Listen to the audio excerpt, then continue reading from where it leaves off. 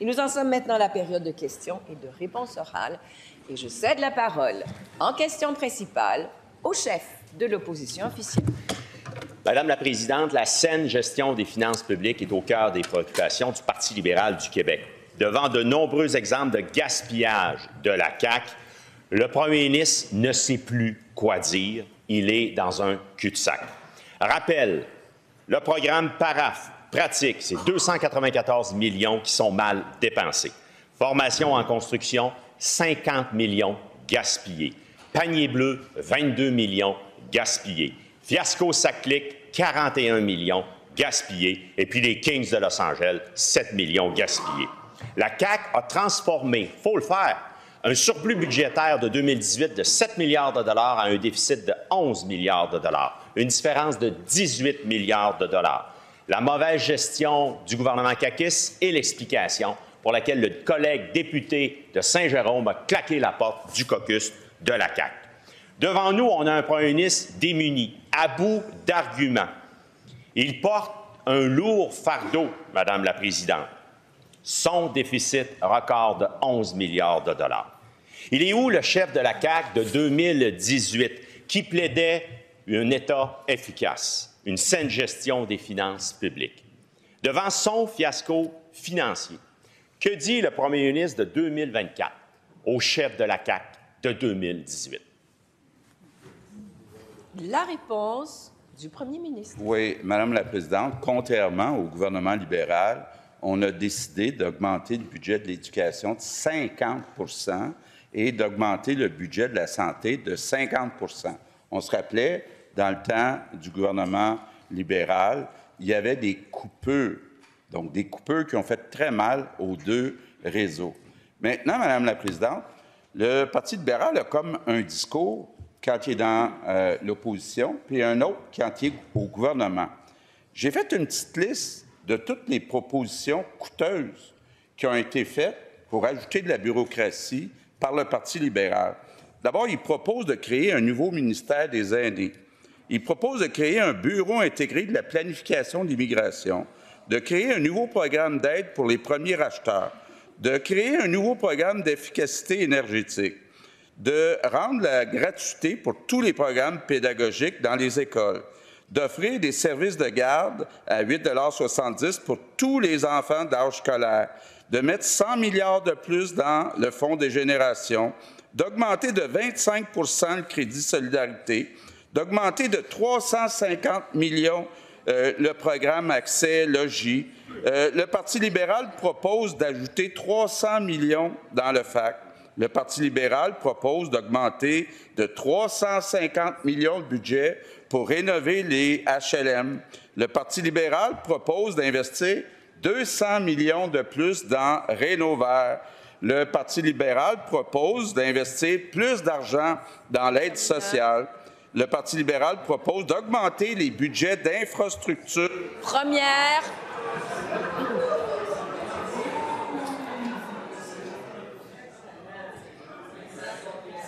Article 32. Article 32. Silence. Pas de commentaires après les réponses. Une seule personne a le droit de parole. Je veux entendre le chef de l'opposition officielle. Première complémentaire. Les choses, on n'entendra donc plus jamais le premier ministre dire que le Parti libéral du Québec ne propose rien. Ça, on vient de régler ça. On vient de régler ça pour toujours. En tout cas, pour le 2 ans qui lui reste. De un. De deux, s'il arrêtait de gaspiller, il aurait l'argent pour répondre aux besoins des Québécoises et Québécois. On est dans le trou de 11 milliards de dollars, puis ils n'ont pas les services. Il est à bout d'arguments, Madame la Présidente. Alors, il est où le chef de la CAQ qui promettait un État efficace? Il est où le chef de la CAQ qui luttait contre le gaspillage? La réponse du premier ministre. Bien, Madame la Présidente, je continue.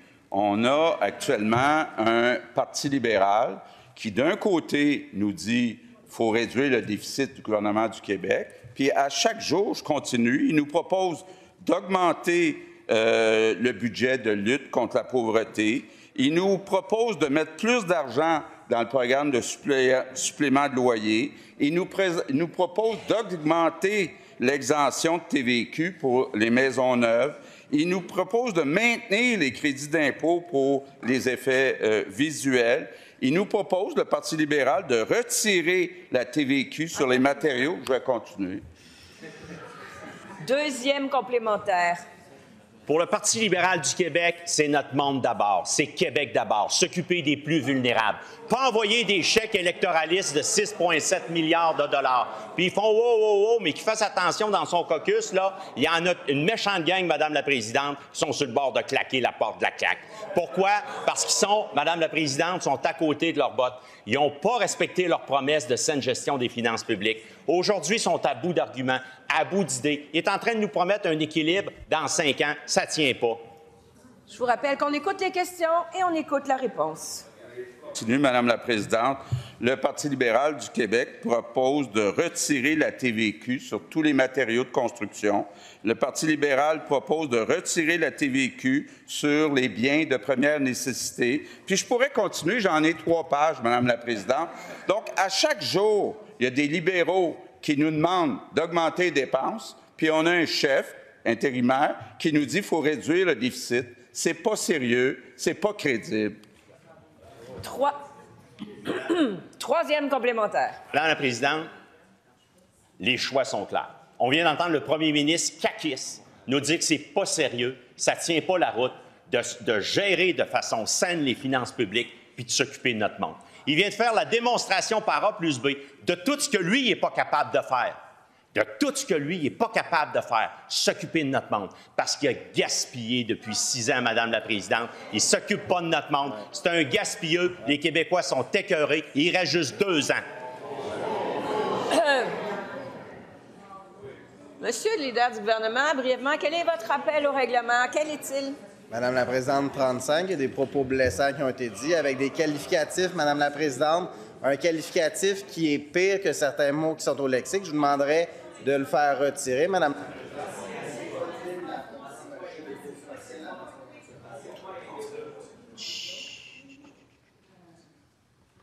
On va poursuivre dans le respect. Et du côté du gouvernement, vous, s'il vous plaît, gardez le silence, tout comme l'article 32 le prévoit. Maintenant, je voudrais entendre la réponse du premier ministre. Madame la Présidente, le Parti libéral du Québec n'est pas capable de faire une proposition pour réduire les dépenses. Et là, on a des membres du siège social du Parti libéral, on voit comment c'était géré à Ottawa dans les dépenses, allons-y, qui proposent de s'en aller les aider à dépenser plus. Madame la Présidente, je pense qu'on a fait les bons choix, on a baissé les impôts, on a investi en éducation, en santé. Je pense qu'on fait les bons choix. On va revenir à l'équilibre budgétaire sur 5 ans. Donc, on verra ce que les Québécois vont penser. En question principale, je reconnais maintenant le député de Pontiac. 500 000 Québécois, Madame la Présidente. 500 000, là, c'est le nombre de Québécois qui n'ont pas de médecin de famille et qui ont des graves maladies, des maladies chroniques complexes, par exemple, qui ont un cancer, qui ont des troubles de santé mentale ou ce sont des gens avec des problèmes cardiovasculaires. 500 000, là, c'est un peu moins que la population de la Ville de Québec. Imaginez si tout le monde dans la Ville de Québec n'avait pas accès à un médecin de famille et avait une maladie grave. Quand le ministre de la Santé a abandonné sa promesse d'un médecin de famille pour tous, promesse forte de la CAQ, bien, il a fait une autre promesse à ce moment-là. Il a dit les patients qui sont atteints de maladies graves, chroniques, on va les prioriser. Ce n'est pas arrivé. Il y a quelques mois, il a répété cette promesse-là en interpellant publiquement les médecins, en leur demandant de prendre ces patients-là. Ce n'est pas arrivé. Et aujourd'hui, ils sont 500 000 des gens qui ont besoin d'un médecin de famille parce qu'ils sont atteints de maladies graves. Pourquoi il ne respecte pas son engagement? La réponse du ministre de la Santé. Madame la Présidente, je suis tellement content d'avoir cette question-là aujourd'hui parce que je vais rectifier encore les faits. Le député de Pontiac oublie plusieurs choses dans ce qui s'est passé depuis 1 an.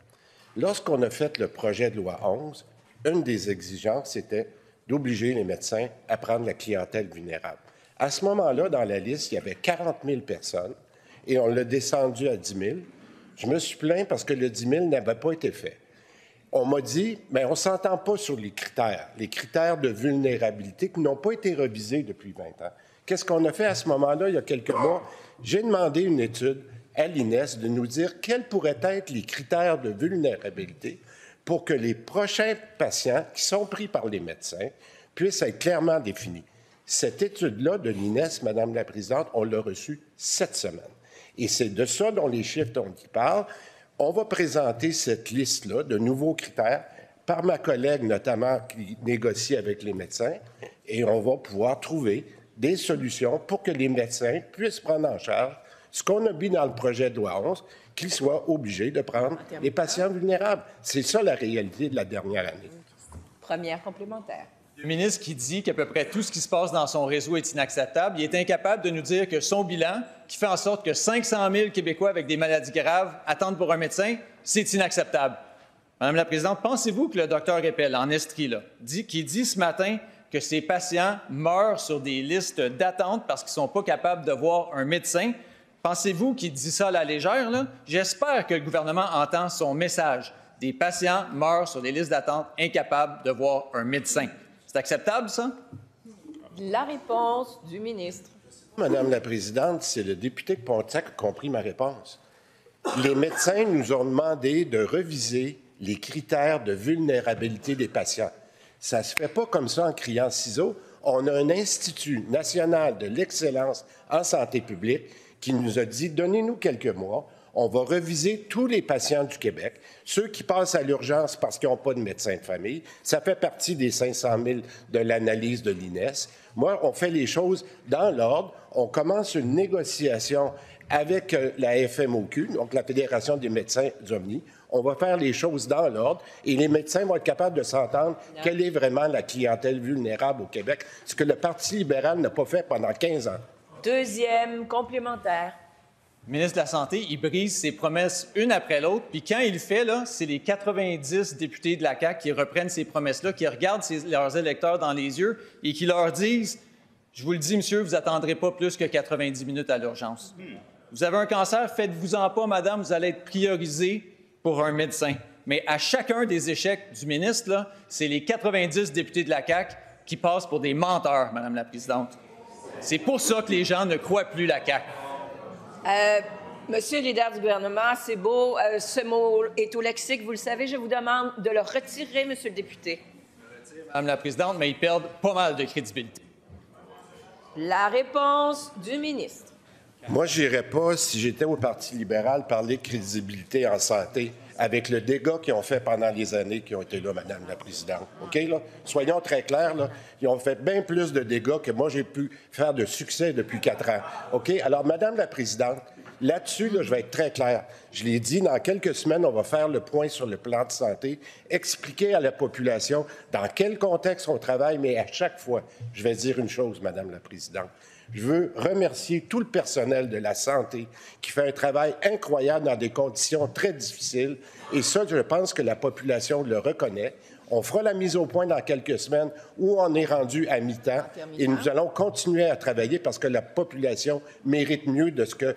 En question principale, je reconnais maintenant Madame la députée de Lapinière. Madame la Présidente, lundi matin, je suis allée au CHSLD de Bedford en compagnie du comité Pôle Santé Bedford, de résidents du CHSLD, des élus locaux, des résidents de Bedford, pour aller chercher leur pétition signée par 45 % de la population. La CAQ a promis d'agrandir et de rénover leur CHSLD. Malheureusement, il ne s'est toujours rien passé à Bedford. Qu'a fait la députée locale, Madame la Présidente, depuis qu'elle a repris publiquement cette promesse en mai 2022? Strictement rien. La députée de Brome-Missisquoi, leur députée, refuse même de rencontrer les citoyens du comité santé Paul Bedford. Eh bien, ils sont là aujourd'hui dans les tribunes et ils écoutent. Ce projet leur tient à cœur, ils sont mobilisés, ils ne vont pas lâcher le morceau parce que leur communauté en a besoin. Ils veulent des réponses, Madame la Présidente. La réponse de la ministre responsable des aînés. Oui, Madame la Présidente, tout comme la communauté de Bedford et tout comme ma collègue députée de Lapinière qui sillonne les différentes régions du Québec pour voir l'état d'avancement des rénovations dans les CHSLD, nous sommes mobilisés, Madame la Présidente. Et la députée de Brome-Missisquoi s'implique dans ce dossier. D'ailleurs, j'en profite pour saluer les personnes qui sont présentes ici, dans les tribunes. La députée a rencontré les citoyens. Elle a rencontré à plusieurs reprises le CIUS de l'Estrie. Elle a rencontré les maires du pôle de Bedford et le préfet de Brome-Missisquoi, ainsi que la Fondation, puis des médecins. Fait que moi, je pense qu'on a une députée qui est mobilisée, mais au-delà de ça, Madame la Présidente, je trouve un peu particulier cette intervention d'aller chercher des pétitions à gauche, à droite, comme ça, pour la rénovation des CHSLD, alors qu'on est en train de construire au Québec, de transformer le modèle des CHSLD, le modèle des soins de longue durée, Madame la Présidente, en créant les maisons des aînés et en rénovant les CHSLD. Et c'est ce qu'on va faire avec le CHSLD de Bedford. Nous allons le rénover, Madame la Présidente. Première complémentaire. Madame la Présidente, je pense que les citoyens ont droit de signer une pétition, puis quand leur député de la région ne va pas la chercher, refuse de la déposer, l'opposition peut le faire. Des années de discussion, de promesses de patience. La députée Brome-Missisquoi a répété la promesse de la CAQ en mai 2022, puis tout d'un coup, en juin 2024, le CIUS met la hache dans le projet. Est-ce parce que la CAQ a perdu le contrôle des finances publiques? Est-ce que la ministre des Aînés, elle, va les rencontrer? La réponse de la ministre. Madame la Présidente, je travaille en étroite collaboration avec les CIS et les CIUS qui ont la responsabilité d'organiser les soins et services dans toutes les régions du Québec, Madame la Présidente. Le CIUS de l'Estrie doit organiser ses services de longue durée selon les bonnes pratiques. Actuellement, en Estrie, c'est plus de 4 maisons des aînés qui sont ouvertes. Plusieurs CHSLD sont en rénovation. Ils ont des projets de soutien à domicile. Je suis en étroite collaboration avec le PDG du CIUS de l'Estrie, avec ma collègue députée, et nous allons continuer à organiser les services aux aînés dans cette belle région, mais aussi dans toutes les régions du Québec, Madame la Présidente, comme on le fait depuis les dernières années. Deuxième complémentaire. Les citoyens de Bedford, pas le CIS, les citoyens ont un besoin, ils veulent vieillir dans leur patelin, ils demandent juste ça. La communauté a amassé jusqu'à 300 000 $ pour contribuer au projet. Un projet de 15 millions. On aurait pu payer la moitié du projet avec l'argent que la CAQ a donné aux Kings de Los Angeles. Je veux un engagement ferme aujourd'hui. Les citoyens ont besoin d'un engagement de rénover leur CHSLD chez eux. Vous connaissez la règle. Je reconnais Madame la ministre responsable du sport et du loisir, également députée de Brome-Missisquoi. Oui, merci, Madame la Présidente. Je veux réitérer tout mon engagement et ma mobilisation pour le dossier du CHSLD de Bedford. Je veux juste rappeler à la députée de Lapinière qui veut faire du capital politique sur cette situation-là que, d'une part, les ministres ne déposent pas de pétition. Fait qu'on peut crier bien fort que je n'ai pas déposé la pétition. Les ministres ne peuvent pas déposer de pétition. Et, par ailleurs, j'ai rencontré à la fois les citoyens, le comité santé, le comité Paul de Bedford, la Fondation l'évêque Craighead, le CIUS de l'Estrie, et on continue le travail et notre mobilisation. D'ailleurs, le CIUS de l'Estrie va rencontrer ce beau monde-là la semaine prochaine. Alors, on continue de travailler le dossier. Merci, Madame la Présidente. Wow. À l'article 32, on retrouve le silence. En question principale, je reconnais maintenant le chef du deuxième groupe d'opposition. Merci, Madame la Présidente. Le premier ministre vient de célébrer le 6e anniversaire de son arrivée au pouvoir.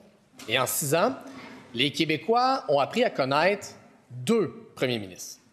Il y a le premier ministre pragmatique. Ça, c'est celui qui a augmenté le salaire des profs, celui qui a recruté des préposés aux bénéficiaires, celui qui a interdit, en travaillant avec Québec solidaire, les évictions sauvages des aînés au Québec. Mais il y a un autre premier ministre, celui qui s'entête sur le 3e lien, celui qui s'associe avec Pierre Poilievre, celui qui verse nos millions aux millionnaires du hockey américain. Celui-là, c'est le premier ministre dogmatique. Madame la Présidente, aujourd'hui, je me lève et j'interpelle le premier ministre pragmatique. Il n'y a rien de plus important, il n'y a rien de plus précieux que nos enfants. Le premier ministre, il dit souvent, puis là-dessus, je suis d'accord avec lui. Bien, dans les écoles du Québec, il y a de plus en plus d'enfants qui ont faim. On est rendu à 1 sur 5. Chaque année, ça augmente. 67 des Québécois sont d'accord. Il faut faire quelque chose. C'est le temps de nourrir nos enfants dans nos écoles. Est-ce que le premier ministre est d'accord avec la majorité des Québécois et des Québécoises que c'est notre responsabilité ici de sortir la faim de nos écoles? La réponse du premier ministre. Oui, Madame la Présidente, effectivement, pour moi, la priorité des priorités, c'est de bien s'occuper de nos enfants puis leur donner tous les outils pour qu'ils aient au bout de leur potentiel. Puis évidemment, ça commence par bien manger. Et il y a eu une augmentation depuis 6 ans très importante dans les budgets qui sont donnés aux écoles en aide alimentaire. Par contre, ce que propose le chef de Québec solidaire, selon une étude de l'IRIS, ça coûterait 1,7 milliard. 1,7 milliard. Écoutez, quand on regarde l'éducation, puis je le répète souvent, une de mes plus grandes fiertés, c'est qu'on a augmenté le budget de l'éducation de 50 % en 6 ans. Vous avez beau diviser ça par 6, là, c'est incomparable dans l'histoire du Québec, l'augmentation qu'on a connue. Il y a toutes sortes de besoins pour les enfants de milieux défavorisés. Entre autres, beaucoup d'enfants ont des difficultés d'apprentissage. Les pourcentages sont plus élevés dans les écoles qui sont cotées 9 ou 10 que dans les écoles qui sont cotées 1 ou 2. Donc, on a embauché plus d'orthophonistes, plus d'orthopédagogues. On est en train actuellement de mettre des aides à la classe. Ça veut dire une deuxième personne dans les classes où il y a plus d'enfants qui ont des difficultés d'apprentissage. Madame la Présidente, je voudrais bien augmenter de plus que 50 %, mais à un moment donné, il faut faire des choix, il faut respecter la capacité de payer des Québécois. On a fait beaucoup en aide alimentaire. On va continuer. Première complémentaire. D'abord, je veux saluer le changement de ton du premier ministre, parce que la dernière fois que je lui ai parlé de ça, il ne parlait pas comme ça. C'est un sujet sur lequel on ne devrait pas se chicaner. C'est un sujet sur lequel on devrait travailler ensemble. Parce qu'au Québec, on n'a pas les moyens d'échapper à un enfant sur 5. On n'a pas les moyens d'échapper à notre avenir. Le 20 octobre prochain, Québec solidaire va dévoiler les détails de sa proposition, puis ça ne sera pas 1,7 milliard, ça va être pas mal moins que ça. J'invite le premier ministre à rester attentif. Est-ce qu'il est ouvert à travailler avec nous là-dessus? La réponse du premier ministre. On va se fier à vos chiffres. Oui, Madame la Présidente, bon, j'ai hâte de voir les chiffres. Si ce n'est pas 1,7 milliard, c'est quoi? C'est 1 milliard? C'est 1,5 milliard? Non, mais il faudrait voir, là, si on veut donner des repas à tous les enfants, il y a plus d'1 million d'enfants au Québec. Et, Madame la Présidente, on a fait beaucoup, mais il faut aussi ne pas enlever la responsabilité aux parents. Moi, ça me choque de voir que des parents qui n'ont pas de problème d'argent ne s'occupent pas de nourrir leur enfant. Ça me choque d'entendre ça. Donc, il faut trouver un équilibre. On a augmenté le budget de l'éducation de 50 %. C'est beaucoup. Maintenant, j'ai hâte de voir la proposition de Québec solidaire. Comment il va financer sa proposition? Deuxième complémentaire. Je promets au premier ministre que ce n'est pas la dernière fois qu'on en parle, lui et moi. Puis je suis d'accord avec lui. Nourrir les enfants, c'est la responsabilité de tous les parents. Le problème, c'est qu'il y a de plus en plus de parents qui sont plus capables parce que tout coûte cher au Québec. Les loyers coûtent cher, l'épicerie coûte cher, les gens y arrivent plus. Les enfants choisissent pas leurs parents. Fait que c'est injuste que les enfants subissent les conditions ou les conséquences des choix de leurs parents. Il me semble qu'on devrait s'entendre là-dessus au Québec. Comment ça, le premier ministre n'est pas d'accord avec ça? La réponse du premier ministre. Bien, Madame la Présidente, je vois une certaine évolution de la part du chef de Québec solidaire. Il vient de dire « des parents n'ont pas l'argent pour nourrir leurs enfants ». Mais ce que propose Québec solidaire, c'est du mur à mur, c'est-à-dire de donner des repas à 100 % des enfants, même les enfants de familles riches. À un moment donné, Madame la Présidente, il faut faire des choix quand on gouverne. Est-ce que c'est pas mieux, plutôt que de donner un repas à un enfant d'une famille riche, que d'engager plus d'orthophonistes, plus d'orthopédagogues? C'est ça, gouverner. Donc, Madame la Présidente, je veux bien écouter les propositions de Québec solidaire, mais à un moment donné aussi, il faut être réaliste. En question principale, je reconnais maintenant le député de Laurier-Dorion. Merci, Madame la Présidente. Le décès tragique d'un adolescent d'à peine 14 ans recruté par un gang criminel pour attaquer un repère de motards à Frampton a généré un onde de choc au Québec. Les parents du quartier de Saint-Léonard sont complètement atterrés. Ils vivent de la détresse. Ils ne comprennent pas comment des jeunes provenant des familles de tout ce qu'il y a de plus normal peuvent se tourner aussi jeunes vers la délinquance. Depuis 2019, des dizaines de mineurs montréalais ont perdu la vie lors d'actes violents similaires. Hier, 7 jeunes ont été arrêtés, dont plusieurs mineurs. J'ai rencontré des parents et des intervenants lors d'un rassemblement à Saint-Léonard auquel j'ai assisté il y a quelques jours. La communauté a une demande claire, une commission d'enquête pour se pencher sur le recrutement des jeunes par les gangs criminels. Au-delà de la nécessaire répression du crime, qu'est-ce que le ministre de la Sécurité publique entend faire pour mieux s'attaquer au recrutement des jeunes par les gangs criminels? La réponse du ministre de la Sécurité publique. La situation, et je le disais tantôt aux journalistes, je trouve ça inacceptable, sinon dégueulasse, de voir que des gangs de rue utilisent des jeunes à 14, 15, 16 ans pour faire la sale job. J'ai déjà répondu à une question lors des études des crédits. Il y a un équilibre qui n'est pas évident à trouver entre la prévention et la répression. Là, vous me parlez d'un angle très prévention. La prévention, pour moi, est immensément importante, au ministère aussi. C'est pour ça qu'on a investi dans les dernières années. Je l'ai déjà répété, en 2018, on aidait les différents programmes policiers à la hauteur de 16 millions de dollars. Aujourd'hui, on est à 112 millions. En termes de prévention, en termes d'aide aux organismes communautaires, mais de l'autre côté, les Québécois veulent aussi voir des policiers sur le terrain. Le plus gros investissement de l'histoire policière, ça a été à Montréal, voilà à peine 2 ans. 225 millions de dollars pour 225 nouveaux policiers. On a fait la même chose à Laval. On a annoncé une équipe intégrée pour contrer le crime organisé à la hauteur de 5,6 millions avec des enquêteurs de la Sûreté du Québec pour aider Montréal, Laval et Longueuil. On fait tout en notre pouvoir pour contrer la violence armée au Québec. Première complémentaire. Madame la Présidente, de toute évidence, ce n'est pas suffisant. Les parents veulent comprendre et veulent faire partie de la solution. Ces problèmes dépassent l'approche policière. Le ministre a la responsabilité de se pencher sur les causes profondes du recrutement de ces jeunes. Est-ce qu'il a pris le temps d'aller rencontrer et écouter les parents concernés? La réponse du ministre. Madame la Présidente, je le mentionnais, il y a 3 aspects aux affaires policières. La répression, la prévention et l'aide aux organismes communautaires. Pour ces 3 aspects, on a des programmes ponctuels qui ont une date de début, qui ont une date de fin. On ne s'est pas réveillé hier matin en se disant « Tiens, il y a un problème avec les gangs de rue, il y a un problème avec le recrutement. » Voilà plusieurs années déjà, je l'ai répété, je le redis encore une fois, on supportait pour ces 3 aspects les différents corps de police à la hauteur de 16 millions de dollars, voilà 6 ans. On est à 112 millions aujourd'hui. On fait beaucoup. Est-ce qu'on peut faire encore plus? Peut-être, mais on donne des outils aux corps de police pour prévenir et sortir, malheureusement, ces jeunes de 14 ans qui font de la petite criminalité, qui les amènent à de la grande criminalité. C'est mon défi, c'est notre défi du côté des corps de police. Deuxième complémentaire. Je félicite le ministre pour toutes les mesures qu'il a prises en prévention depuis quelques années, mais de toute évidence, encore une fois, ça ne suffit pas. Soit que les moyens sont insuffisants, soit que la stratégie déployée n'est pas la bonne. Est-ce que le ministre entend se donner les moyens de mieux comprendre afin de poser les bons diagnostics pour régler ce problème-là?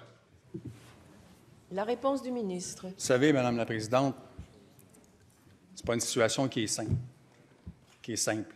Je l'ai dit, je trouve ça inacceptable et dégueulasse de voir des gangs de rue recruter des jeunes de 14, 15, 16 ans pour faire la sale job comme on a vu à Frampton.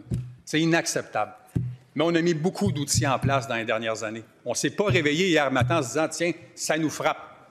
On a mis plusieurs sommes, on a mis des programmes en place en termes de prévention, en termes d'aide directe aux organismes communautaires, directement sur le terrain pour sortir un à un ces jeunes qui sont dans la petite criminalité, qui vont les amener peut-être à la grande criminalité. C'est un défi tous les instants du côté des corps de police, du côté du ministère et de mon côté pour supporter les corps de police dans ce combat. En question principale, je reconnais maintenant la députée de Sherbrooke. Dans les derniers jours, on a appris que le ministère de la Santé a envoyé en juin une directive dans tout le réseau pour leur interdire de faire des réclamations au programme de soins dentaires du gouvernement fédéral. Résultat, des milliers de résidents de CHSLD, de personnes handicapées, de jeunes en centre jeunesse qui sont privés de soins auxquels il y aurait accès s'ils n'étaient pas sous la responsabilité de l'État québécois. Je comprends que le gouvernement veut signer une entente pour avoir les fonds qui nous reviennent au Québec et qu'on puisse les gérer à notre manière. Nous aussi, c'est ça qu'on veut. Mais voulez-vous bien me dire qui a eu l'idée de priver les gens de soins en attendant que cette entente-là soit signée? Qui ici a autorisé cette directive-là? Est-ce que la ministre des Aînés était au courant? Est-ce que le ministre des Services sociaux était au courant? Le ministre de la Santé qui vient de retirer la directive controversée, est-ce qu'il était au courant avant de la découvrir dans les médias? La réponse du ministre de la Santé. Mais encore une fois, Madame la Présidente, j'apprécie cette question-là. D'ailleurs, je l'ai expliqué tout à l'heure à la députée juste avant d'entrer ici, parce que je l'avais expliqué aussi à des journalistes à l'entrée du Salon Rouge.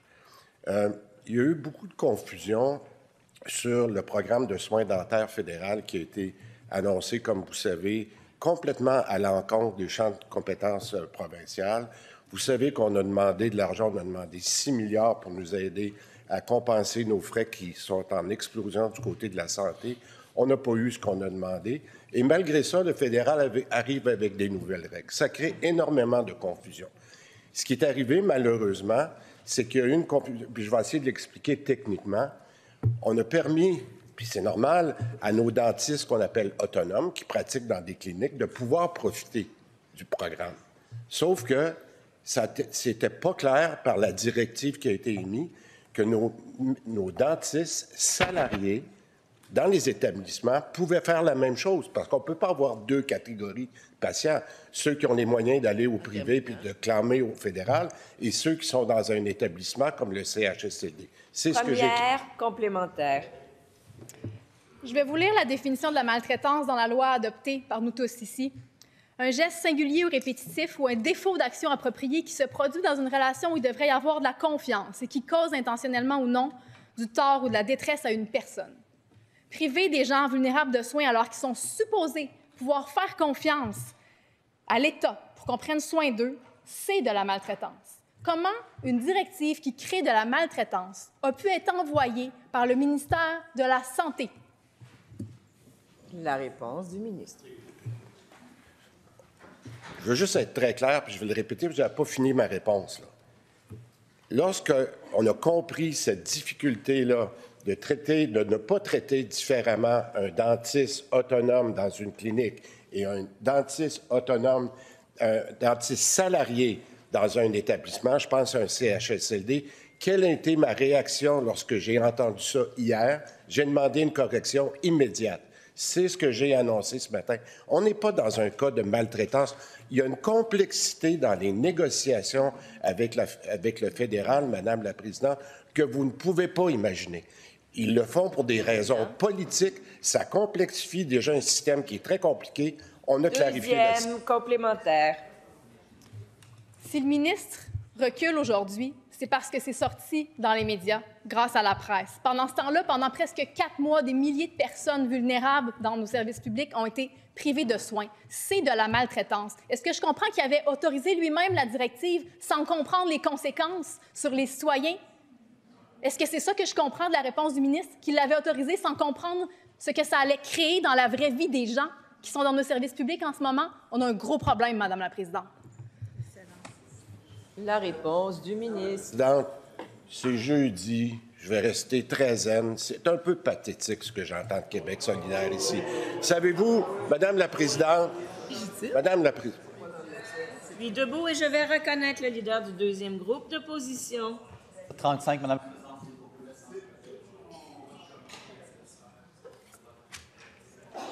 Je vous demanderai tous d'être, Monsieur le leader du gouvernement, brièvement, quel est votre rappel au règlement? Mais pas du tout, Madame la Présidente. Écoutez, quand on tient des propos comme la députée...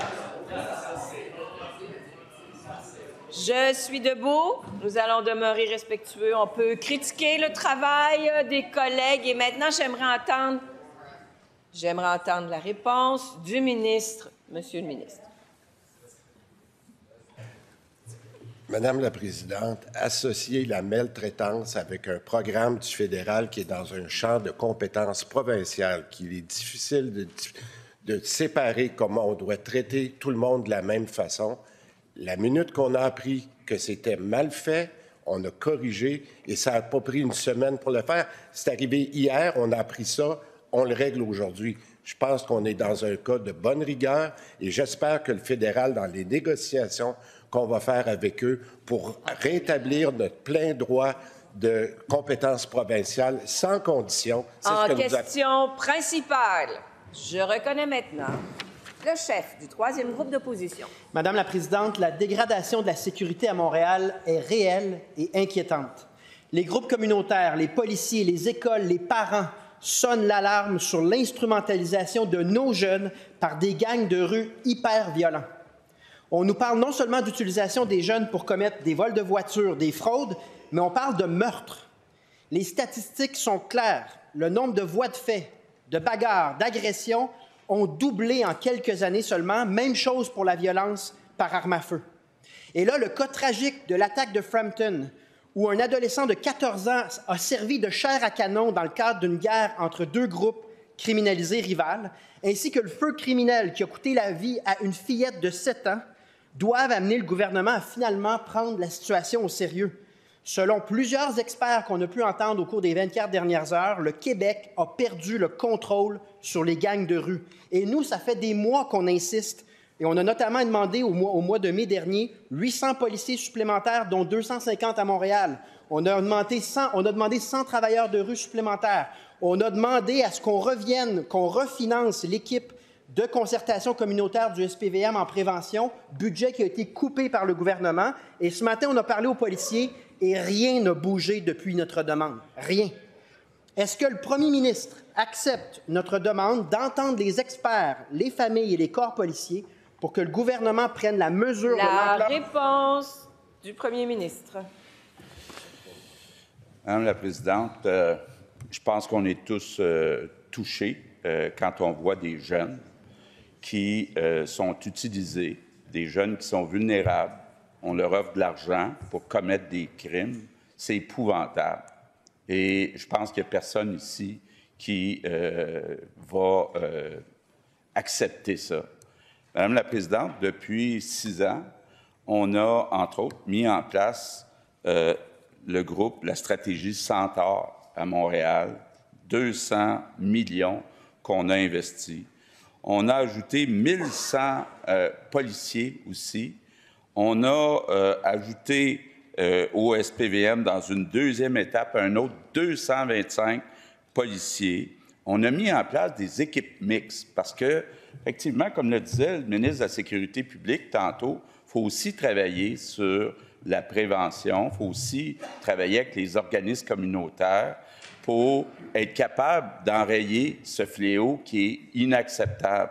On a, Madame la Présidente, eu une baisse de la violence armée, mais ce n'est pas suffisant. Il faut en faire plus. Et, Madame la Présidente, les Québécois peuvent compter sur moi. Jamais j'accepterai que le Québec, puis en particulier Montréal, devienne un endroit qui n'est pas sécuritaire. C'est une de nos grandes fiertés quand on se compare avec ce qui se passe ailleurs dans le monde. Donc, on est tous les deux d'accord, moi et le chef du PQ. Première complémentaire. Madame la Présidente, le premier ministre parle de fierté de vivre dans une ville sécuritaire, mais la réalité, c'est qu'au cours des 3 dernières années, c'est le drame du recul de la sécurité dont il est question. Donc, on peut faire une énumération de millions ici, millions là. Lorsqu'on parle aux policiers, eux, ce qu'ils indiquent très clairement, puis les groupes communautaires disent la même chose, c'est que les ressources sont nettement insuffisantes par rapport à l'ampleur du phénomène. Donc, on est intervenu en avril, en mai et en juin dernier. Est-ce qu'on peut mettre sur pied... La réponse du premier ministre. Bien, Madame la Présidente, d'abord, il faut dire, là, les faits, il y a eu une baisse à Montréal de la violence armée. Il y a eu une baisse, OK? Mais ce n'est pas une baisse qui est suffisante. Pendant le même moment, il y a eu une hausse dans le reste du Canada. Donc, on fait des efforts. Ce n'est pas vrai qu'on reste les bras croisés. On a ajouté des ressources. Il faut quand même comprendre que les ressources policières, c'est sous la responsabilité des municipalités. Donc, il faut aussi qu'il y ait une contribution puis de l'action du côté des municipalités, du côté des villes. Donc, Madame la Présidente, on a augmenté notre contribution, on va continuer de le faire. Deuxième complémentaire. Madame la Présidente, quand j'entends le premier ministre nous dire que c'est pas si mal, puis qu'au fond, ça se compare mieux qu'à certains endroits au Canada, ça nous fait dire que le gouvernement ne prend pas la situation au sérieux. Notre demande, c'est est-ce que le gouvernement est prêt à entendre les policiers, les parents et les groupes communautaires pour qu'on fasse une stratégie concertée et qu'on augmente les ressources? C'est oui ou c'est non. Voulez-vous les entendre ou vous ne voulez pas les entendre? Je vous rappelle, Monsieur le chef, que vous adressez à la présidente pour poser vos questions. Monsieur le premier ministre, votre réponse. Madame la Présidente, j'accepte pas ce que vient de dire le chef du PQ, que j'accepte la situation. Je n'accepte pas la situation. Je n'accepte pas la situation. Et je n'ai pas dit que c'était suffisant, la baisse qu'on a connue. Il faut en faire plus. Ça n'a pas de bon sens ce qui se passe avec nos jeunes qui sont embarqués dans des gangs de rue puis qui commettent des crimes. Jamais je vais accepter ça. Donc, n'essaye pas ici de dire que c'est plus important pour lui que pour moi. C'est très important pour moi, puis on va continuer de se battre. Article 32, pas de commentaire après les réponses. En question principale, je reconnais maintenant le député de Saint-Jérôme. Merci, Madame la Présidente. Alors, une première question à cette enceinte qui m'a coûté cher, mais qui, je pense, est due à mes convictions. Une conviction profonde que les services publics sont en crise, Madame la Présidente, du point de vue des citoyens. Les ressources qu'on y consacre sont considérables. Par contre, les résultats bougent peu, ou en tout cas sans lien avec ces ressources qu'on leur consacre. Et pour moi, c'est un constat qu'on a été au bout du modèle bureaucratique de toujours consacrer davantage de ressources. Lors de la parution du dernier panorama des finances publiques, Luc Godbout déclarait qu'il fallait peut-être regarder effectivement nos choix de dépenses ou encore l'efficacité de nos dépenses. Et le premier ministre a toujours été un homme qui attachait une grande importance aux résultats durant sa carrière politique. Alors, depuis les contrats de performance avec les universités jusqu'au discours inaugural en 2022, je pense qu'il peut reconnaître cet état de situation. La réponse de la présidente du Conseil du Trésor. Oui, je vais tenter de répondre à une question qui n'existe pas. Donc, Madame la Présidente, je pense que ce à quoi le député fait référence, c'est ce qu'on est en train de faire comme travail, justement, dans l'examen des dépenses, et exactement ce que le premier ministre faisait référence lors de sa première question avec le chef par intérim du Parti libéral. C'est-à-dire qu'on est rendu à l'heure des choix. Je pense qu'il fallait, quand on est arrivé en 2018, faire un constat qui était assez déplorable, c'est-à-dire que nos services publics avaient été, au niveau des finances, maltraités. Il fallait augmenter les budgets, tant en éducation qu'en santé. C'est ce qu'on a fait jusqu'à présent. Maintenant, il faut aussi regarder comment on peut optimiser ces dépenses. Maintenant que les budgets ont été stabilisés, Madame la Présidente, maintenant qu'on pense que les budgets qui sont en place sont suffisants pour répondre à la demande, bien, il faut s'assurer que chaque dollar qui est investi retombe sur le terrain pour les Québécois et leur donne les services appropriés. C'est ce qu'on fait avec mon collègue en finance, c'est ce qu'on fait au Trésor avec tous les collègues du Conseil des ministres, de voir comment on peut optimiser les budgets et faire en sorte qu'on retourne doucement, tranquillement, et pas de façon brutale, comme ça a été fait dans le passé par les libéraux, à l'équilibre budgétaire, Madame la Présidente. Première complémentaire. Dans la perspective de s'améliorer continuellement, puis à tout le moins de se mesurer, effectivement, pour l'optimisation, est-ce qu'au Conseil du Trésor, on pourrait donner davantage de détails sur les résultats que la direction de révision des programmes, qui accompagne les ministères dans cet exercice important, réussit à générer, disons? Est-ce qu'on peut voir ces résultats-là et ces données-là? Merci, Madame. La réponse de la présidente du Conseil du Trésor. Il y a deux concepts auxquels le collègue fait référence, Madame la Présidente. C'est la révision des programmes. Révision des programmes qui apparaissait déjà dans le budget de la CAQ de 2018-2022 et qui est encore déposé dans 2022-2026, qui nous a permis jusqu'à présent, dans le premier exercice, de faire des économies de près de 4 milliards dans le premier cadre financier et qui devrait nous permettre également des économies dans le cadre actuel. Un autre exercice se fait sur la révision des dépenses, Madame la Présidente, qui vient toucher l'ensemble des dépenses gouvernementales. C'est ce qu'on est en train de faire avec tous les collègues de l'Assemblée nationale et les collègues du Conseil des ministres pour être capable, lors du dépôt du budget, de présenter un plan de retour à l'équilibre. Deuxième complémentaire. Alors, je ne sais pas si au budget, on aura au moins davantage de données, mais je pense que ça vaudrait la peine, notamment parce que quand on met en place des programmes, c'est toujours bon de les évaluer puis d'avoir une rétroaction. Je pense particulièrement, par exemple, au coût d'infrastructure des maisons des aînés ou encore au fonds d'électrification et changement climatique. Ayant critiqué dans l'opposition le fonds vert, qu'est-ce qu'on a comme résultat, nous, à montrer? Est-ce qu'on peut avoir davantage d'évaluations et de données de ces évaluations? La réponse de la présidente du Conseil du Trésor. Dans le cadre de la révision des dépenses, Madame la présidente, naturellement, les programmes, l'efficacité des programmes, la pertinence des programmes, les retombées d'efficacité pour les Québécois qui sont mis de l'avant par les programmes, naturellement, c'est examiné. Un bon exemple est en francisation, où mon collègue, en prenant de l'argent, et non pas en coupant de l'argent, mais en prenant de l'argent et en l'investissant d'une autre façon, on réussit à franciser avec le même investissement encore plus de personnes sur le territoire québécois. Donc, naturellement, c'est ce qu'on s'affaire à faire et ce sera déposé en mars avec le budget. Voilà, cela met fin à la période de questions et de réponses orales.